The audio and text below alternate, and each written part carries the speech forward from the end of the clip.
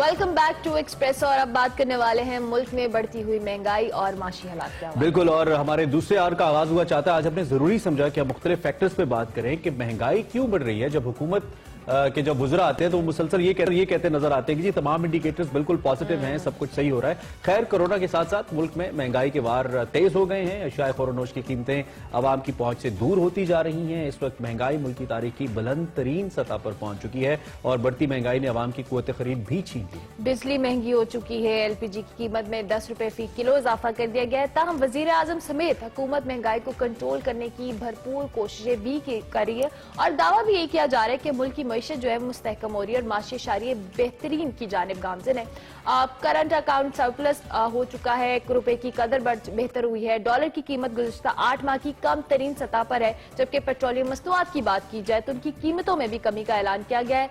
बड़ी सनअतों की पैदावार में इजाफा हुआ है। ज़र मुबादला के ज़खायर जो है अब 13 अरब डॉलर की सतह पर पहुंच चुके हैं। लेकिन माशी बेहतरी के बावजूद महंगाई कंट्रोल होने की बजाय बहुत ज्यादा बढ़ रही है। इसमें देखना होगा इसकी बुनियादी वजह क्या है। अफराते ज़र बुनियादी इसकी वजह है और उसमें जब आपके पास जो प्रोड्यूस गुड्स हैं उनकी वैल्यू एक आम आदमी की पहुंच से बाहर हो जाती है, एक आम आदमी की कुव्वत खरीद कम हो जाती है, या फिर आप जब अफराते ज़र का मतलब ये कि पैसा बहुत ज्यादा हो जाता है आपकी इकोनॉमी के अंदर और अशिया की वैल्यू कम हो जाती है, प्रोड्यूस गुड्स कम होती चली जाती हैं, इसीलिए लोगों की परचेजिंग पावर कम होती चली जाती है। विद द टाइम जब उनकी इनकम नहीं बढ़ती, उसमें ग्रोथ नहीं आती, तो ये अल्टीमेटली एक वजह बनती है महंगाई की। और यही पाकिस्तान के अंदर हुआ। पिछले कुछ अरसे में जो बोरोइंग थी, चाहे वो डोमेस्टिक बैंक से बोरोइंग की गई या इंटरनेशनल बोरोइंग की गई, उसकी वजह फिर जो हमारी कॉस्ट ऑफ प्रोडक्शन है, बिजली महंगी होने की वजह से वो बढ़ी वक्त के साथ साथ और प्रोडक्शन एफिशिएंट नहीं रहे हम। इसके साथ साथ हम वो चीजें प्रोड्यूस करते रहे एक्सपोर्ट करने के लिए जिनसे हमें ज़र मुबादला कम मिलता है, क्योंकि हम वैल्यू ऐड नहीं कर पाते हैं। हम उसी 3-4 टिपिकल किस्म की एक्सपोर्ट्स पे रहे। लेकिन कल वुज़रा ने कहा जी सब कुछ ठीक है, जो इंपोर्टेड चीनी है वो 68 रुपए शिबली साहब कह रहे थे मिल रही है, लेकिन नहीं मिल रही। शिबली साहब महंगी मिल रही है या नहीं मिल रही? इस वक्त क्या मौजूद है जी खुरम साहब? जी बिल्कुल, हमारे साथ महंगाई और माशी सूरत हाल पर बात करेंगे खुरम शहजाद है हमारे माशियात। Thank you so much Khurram Shahzad, आपने सुबह सुबह ज्वाइन किया। जिस तरह भी हम बात कर रहे थे कि वुज़रा कहते हैं, वजीर आजम कहते हैं महंगाई कंट्रोल हो रही है, माशी शारिये बेहतर हो रहे हैं, तो लेकिन ये जो माशी शारिये इससे आम पब्लिक को कोई कंसर्न नहीं है। उन्हें ये पता है कि उनकी जो जरूरियात जिंदगी है, शायद फरोनोश है, वो महंगी है। तो क्या सिचुएशन है, कब तक इस माशी शारिये के असरात अवाम तक पहुंचेंगे? और दूसरा मैं ये भी कह रहा हूँ कि खुरम साहब जरा अपना हेडरूम हमारे प्रोड्यूसर साहब कह रहे हैं बेहतर कर ले ताकि जरा बेहतर नजर आए आप मुकम्मल। हाँ, नजर आ जाए। ठीक है, होपफुली मैं अब मेरा जो है वो पॉस्चर सही है। अच्छा जी, अस्सलाम वालेकुम सर, शायद कट रहा है, थोड़ा नजर नहीं आ रहा है आप हमें सही से। हम चाहते हैं आप हमें सही से थोड़ा अप कर लीजिएगा फोन को, तो हम साथ साथ बात भी करेंगे। खुरम भाई जारी रखिएगा, since it's live so it's okay. जी अब बताइए, अब ठीक है जी? प्लीज शुरू कीजिए। जी सर। जी देखें, बात ये कि आपकी जो बात वो बिल्कुल सही है कि आम आदमी को महंगाई से जो है वो सरोकार है।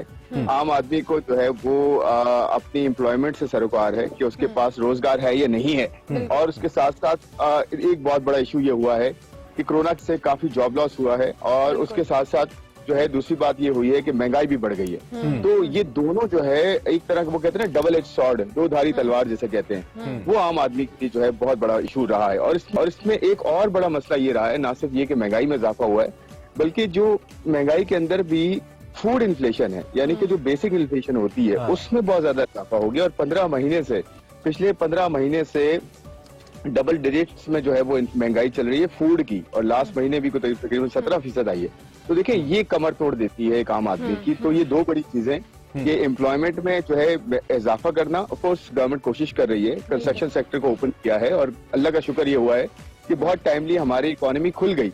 लेकिन अब देखें ये क्रिटिकल पॉइंट ये है कि इस वक्त दो चीजों पर कंट्रोल करना है। एक तो हमें कोरोना को उस पर कंट्रोल करना है। ऑफकोर्स गवर्नमेंट ने कुछ पॉलिसी जरूर बनानी चाहिए फेडरल और प्रोविंशियल को, इकोनॉमी दोबारा बंद ना हो, क्योंकि अगर बंद हो गई तो इस पर एक बड़ा इंटरेस्टिंग सवाल है यहाँ पे, क्योंकि कुछ चीजें तो है जिनका ताल्लुक हमारी एक्सपोर्ट, जैसे हमने गंदम बाहर भेज दी, यहाँ पे परेशान हो गए, चीनी बाहर भेज दी, यहाँ पे परेशान हो गए, सब्जियां तो बाहर नहीं भेजी हमने, सब्जियों की कीमतें आसमान से बातें कर रही हैं। कुछ बेसिकली लगता है कि शायद कहीं ना कहीं बड़े स्वेयर गवर्नेंस के मामला हैं, तो कीमतों को मैनेज नहीं किया जा रहा। और दूसरी जानिब जो किफायत सारी बाजार लगाए गए थे, आसानी बाजार लगाए गए थे, उससे जारी बात है हर आदमी को तो नहीं पहुंचा जा सकता, लाहौर, रावलपिंडी वगैरह मेन शहरों के अलावा।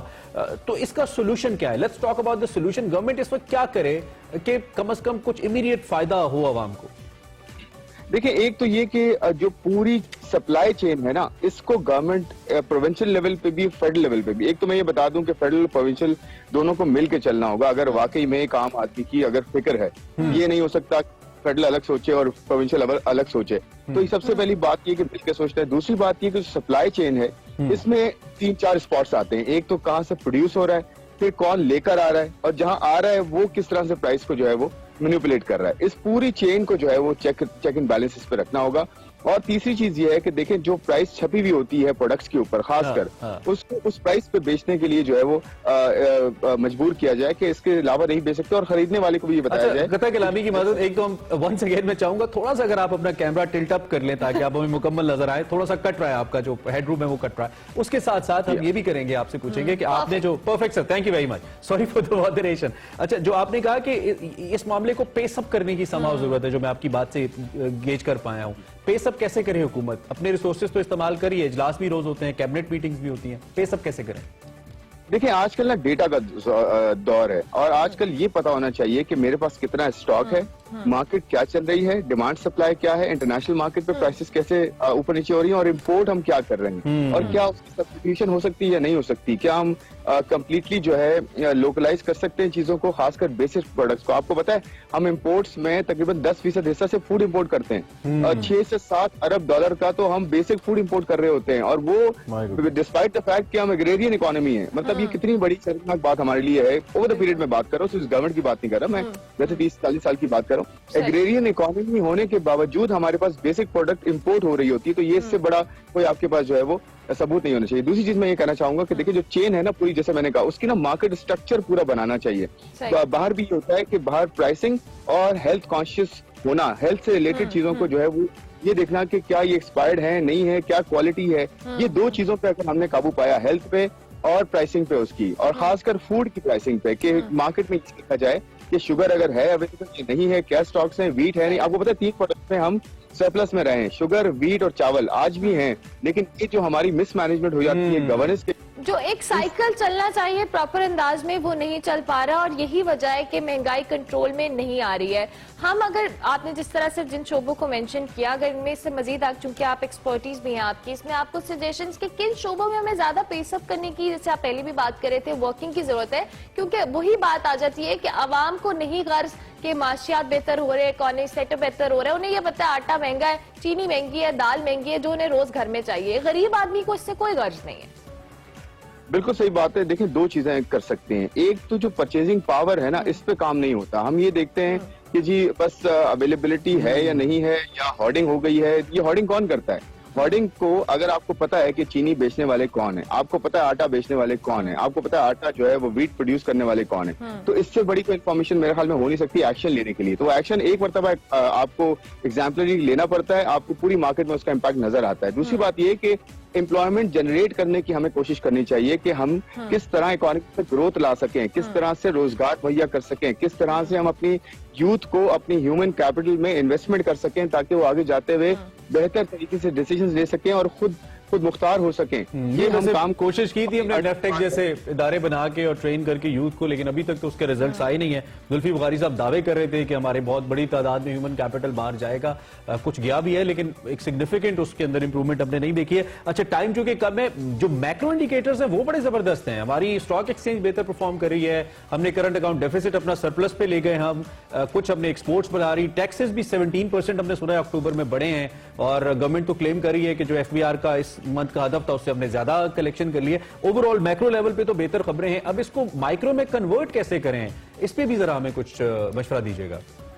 देखें, बड़ी चीजें जो है ना वो थोड़ा हमें विजन ब्रॉड करना चाहिए। ये टेम्पररी चीजें हैं कि हमारा करंट अकाउंट सरप्लस आ गया, ये इन इट सेल्फ जो है कोई ये कहने अचीवमेंट नहीं कह सकता मैं ये कहूंगा कि ये एक मीन्स टू एन एंड नहीं होना चाहिए। ये मीन्स बेसिकली ये मीन्स हैं, मीन्स टू एन एंड जो है, ये इन इट सेल्फ एंड नहीं है। तो मेरे कहने का मतलब ये कि अगर टैक्सेस बेहतर आ रहे हैं बहुत अच्छी बात है, एक्सपोर्ट्स थोड़ी सी बेहतर हुई है बहुत अच्छी बात है, करंट अकाउंट सरप्लस आया, रुपया आपका इंप्रूव हुआ है, ये बहुत अच्छी बात है। लेकिन जो स्ट्रक्चरल रिफॉर्म्स है ना, जिसे हम अक्सर कहते हैं कि जी अपने फिस्कल्स को, अपनी जो अखराजात हैं, आप देखें ना कितना कर्जा हम लेते हैं, वो कर्जा जाता कहाँ है, उसका प्रोडक्टिव यूज होता है। आज अगर उसका प्रोडक्टिव यूज हो, इंफ्रास्ट्रक्चर में लगे, ह्यूमन कैपिटल में लगे, आपको आहिस्ता आहिस्ता फ्लो डाउन होता हुआ नजर आएगा। एक आम आदमी के लिए एम्प्लॉयमेंट जनरेट होगी, महंगाई में कमी होगी। गवर्नमेंट ने ये भी क्लेम किया है कि जुलाई से लेकर अक्टूबर तक 1 रुपया भी, 1 टका भी, हमने कुछ इस तरह के अल्फाज भी इस्तेमाल किए कि हमने कर्जा नहीं लिया। कल विफाकी वज़रा ने ये भी कहा।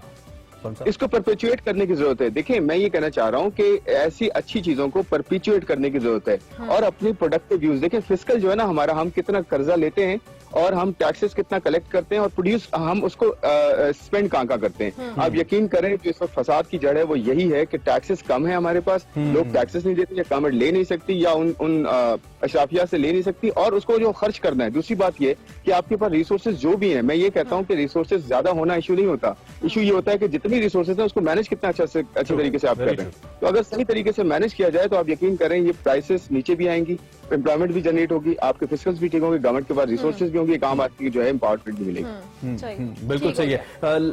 लास्ट मिनट है हमारे पास, कोई फाइनल कंक्लूडिंग रिमार्क्स आप देना चाहें? देखिए, मैं ये कहूंगा कि थोड़ा सा लॉन्ग टर्म हम सोचें, ह्यूमन कैपिटल में इन्वेस्ट करें और ये जो शॉर्ट टर्म आपके प्राइस स्पाइक्स होते हैं इसमें सिर्फ और सिर्फ मार्केट में जो है वो चेक्स रखने की जरूरत है। चेक्स रखे जाएं और खासकर ये जो फूड प्राइसेस हैं इस पर कंट्रोल किया जाए। और जिस मैकेनिज्म से हम खुरम साहब चल रहे हैं, खासतौर पे Punjab government and federal government, ये नीचे आ पाएगी महंगाई? दिसंबर जनवरी का दावा किया जा रहा है, कर पाएगी गवर्नमेंट, आपको लग रहा है? लेकिन अच्छी बात यह कि डिले तो हुआ है लेकिन थोड़ा सा काबू आएगा इस पे, क्योंकि अच्छी बात यह है कि इंटरनेशनल फोर्सेस हमारे जो है वो हक में आना शुरू हो जाती हैं। इंटरनेशनल ऑयल प्राइस गई हैं दोबारा से और इकोनॉमी चल रही है, तो वो इसलिए इंटरनेशनल इन्फ्लेशन अपनी कम हो सकती है। रुपी ने बड़ा अच्छा रोल प्ले किया है, रुपी जो स्ट्रेंथन हुआ है और हमारी रेमिटेंसेस भी माशाल्लाह बढ़ी हैं। ओवरसीज पाकिस्तानी एज यूजुअल बहुत अच्छा करें। खुद साहब, thank you very much early in the morning for joining us. Have a great day. इंशाल्लाह दोबारा भी आपसे बात होती रहेगी। बहुत शुक्रिया हमें। बिल्कुल, अब हमें एक ब्रेक लेनी है, ब्रेक के बाद हाजिर होंगे। एक्सप्रेस में भी बहुत कुछ है जो आपने मिस नहीं करना। मिलते हैं ब्रेक के बाद, आप देखते रहिए एक्सप्रेस।